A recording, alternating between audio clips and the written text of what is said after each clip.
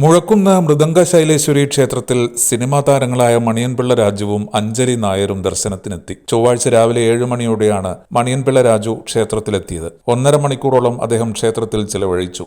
നടിയും തൃപ്പൂണിത്തുറ 2020 സ്ഥാനാർത്ഥിയുമായ അഞ്ജലി നായരും ക്ഷേത്ര ദർശനത്തിനെത്തി. ഏറെക്കാലമായി ആഗ്രഹിക്കുന്നതായിരുന്നു മൃദംഗ ശൈലേശ്വരി ക്ഷേത്ര ദർശനമെന്ന് അഞ്ജലി നായർ പറഞ്ഞു. ഒരുപാട് വർഷങ്ങളായിട്ട് വരണമെന്ന് ആഗ്രഹിച്ചൊരു അമ്പലമാണ്.